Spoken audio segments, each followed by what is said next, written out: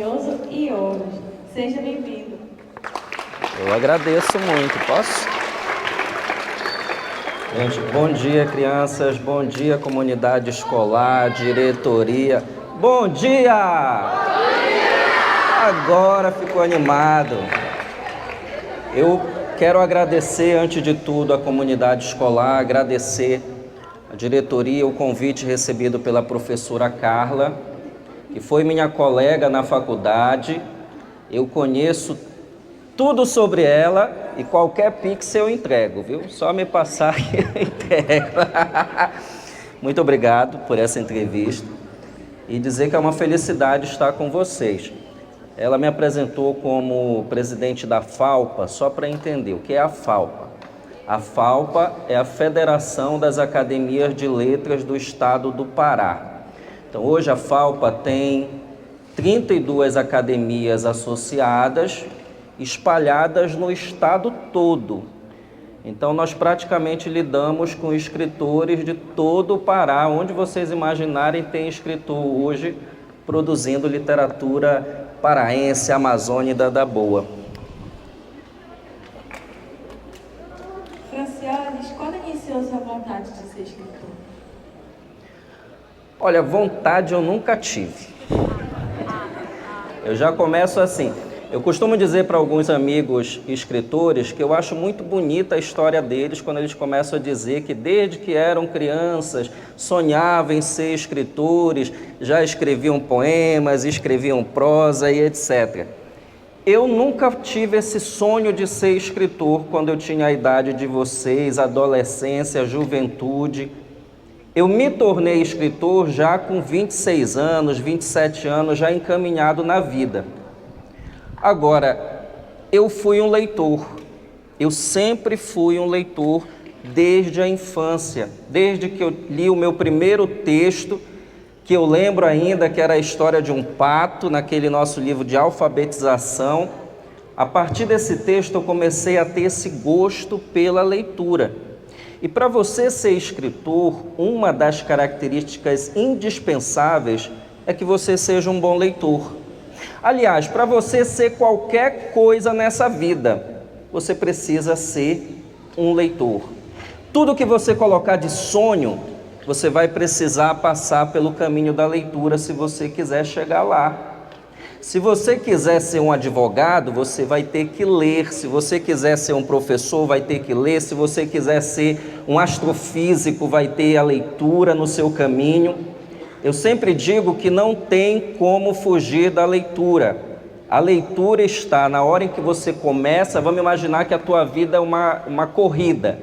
Quando você dispara a corrida, a leitura está na linha de partida.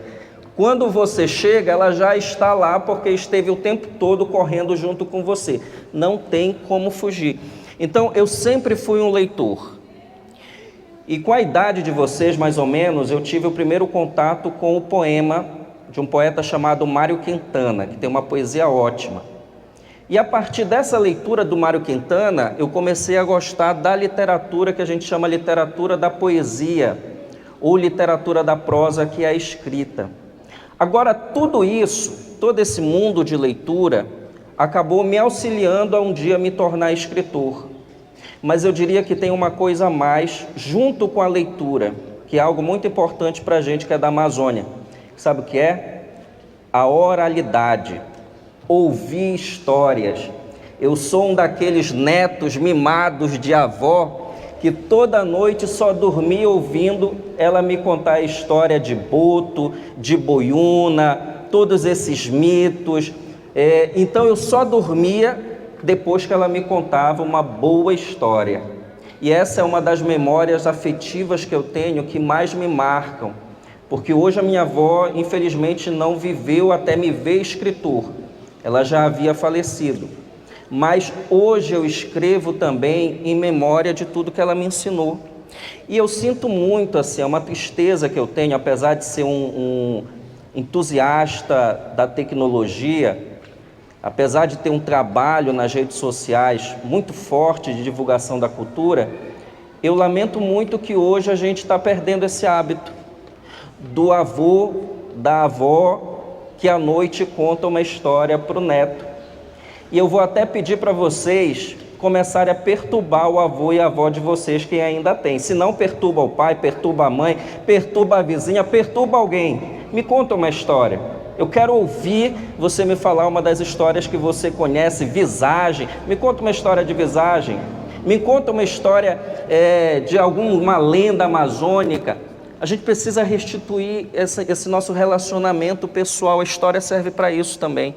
Tanto o livro quanto a história contada. E a gente vai aprendendo do mundo a partir dessas experiências, de ouvir. E foi aí que, já com 26 anos, eu me tornei escritor. A partir daí eu já publiquei alguns livros, 5 ou 6, não recordo, várias antologias, etc. E a partir daí eu comecei essa caminhada. Não foi planejado, mas foi a melhor coisa que aconteceu na minha vida, porque hoje, por exemplo, eu só estou aqui com vocês porque um dia eu me tornei escritor e tenho isso ainda na minha vida como um desejo de transmitir essas experiências que eu recebi lá na adolescência, essa inventividade. Vocês sabiam que a literatura tem como uma das importâncias dela nos fazer criativos, nos fazer inventivos, fazer com que a gente tenha uma imaginação melhor? Deixa eu contar uma história para vocês rapidinho. A China tinha um problema muito sério. Eles conseguiam produzir tudo quanto era tecnologia igual aos outros países, mas eles não conseguiam produzir melhor, não conseguiam. E eles ficavam se perguntando por que eles não conseguiam ser tão bons quanto os americanos, os europeus, apesar de ter uma boa indústria e etc. Mas sabe o que eles fizeram? Mandaram uma equipe de jornalistas e de pesquisadores ir até os Estados Unidos entrevistar as mentes brilhantes por trás da Apple, da Microsoft, do Google. E sabe o que eles descobriram? Que tinha uma coisa em comum entre todos eles, que todos eles diziam que eram leitores de ficção científica. Aí a China entendeu que a ficção e a leitura mexem com a imaginação. E eles começaram a fazer projetos de leitura de ficção científica. E isso já tem 20 anos. De 10 anos para cá, a China começou a estourar com o Xiaomi, com o AliExpress, com o TikTok. A imaginação começou a partir do momento em que eles perceberam que a leitura mexia com a inventividade. O que você pode nos falar sobre a literatura nas mídias sociais? Eu sou um apaixonado por mídia social para divulgar literatura. Inclusive, nós estamos filmando nesse momento para o meu canal no YouTube. Vocês podem pesquisar depois no YouTube Vianza TV, V-I-2-N-Z-A TV, que vocês vão ter lá conteúdo voltado especificamente para tudo que é produzido hoje na cultura paraense. Vocês vão ter entrevista com escritores, com trabalhadores da cultura da música, do teatro. A tecnologia mexeu com a gente, a verdade é essa. A tecnologia mudou a forma como nós interpretamos o mundo e como nós nos relacionamos.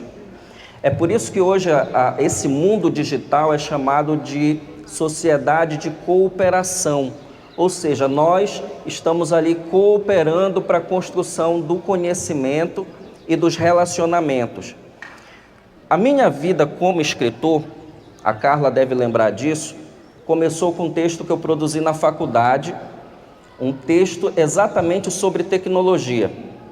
O título dele é Guglielmo. Vocês podem pesquisar na internet que ele está lá disponível.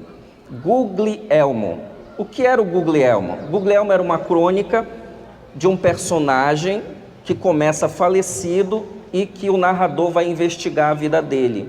E descobre que ele tinha uma vida ativa na internet, milhares de amigos, seguidores, bombava na internet. Mas na vida dele, ele não era assim tão feliz. Isso faz uns 15 anos. Há 15 anos, com esse texto, eu joguei o olhar para os dias de hoje, que ainda não era como é hoje. Era a época que o Orkut estava morrendo e o Facebook estava começando. Eu disse que iriam acontecer duas coisas. Eu errei uma e acertei a outra. Uma delas, está lá na crônica, é que a internet iria fazer com que as pessoas deixassem de ter laços de amizade. A quantidade de amigos iria diminuir na vida real. Eu errei, porque estatisticamente a internet ajuda você a ter mais relacionamentos e a também trazer isso para o mundo real. Agora, o que foi que eu acertei? Eu acertei quando eu disse lá na crônica que infelizmente essas amizades iriam ser muito frágeis. Seriam amizades que a gente poderia desfazer muito rápido, e é muito rápido. Você ficou com raiva do amigo, o que que você faz? Bloqueia. Bloque. O amigo não gostou de você, comentou uma coisa que você não achou legal. Bloque. Você não para perguntar para ele por que que ele pensou aquilo. Você não tenta entender, você não olha na face dele. Ficou mais fácil se livrar das pessoas. Isso há 10 anos, lá nessa crônica eu disse isso. Mas eu continuo sendo entusiasta da tecnologia. Os escritores paraenses hoje estão todos na internet. Pode pesquisar. O meu blog, o meu site e a minha página no YouTube, inclusive, foi uma das primeiras no Pará, na época da pandemia, que começamos a trabalhar entrevista online. Então, depois que nós iniciamos, começou uma onda no Pará também de entrevistas online. Mas vocês vão encontrar lá algumas entrevistas muito importantes de alguns escritores, inclusive, que não estão mais entre nós. Vou citar um nome, Vicente Cecim. Pesquisem depois sobre ele e assistam a entrevista que nós fizemos dele.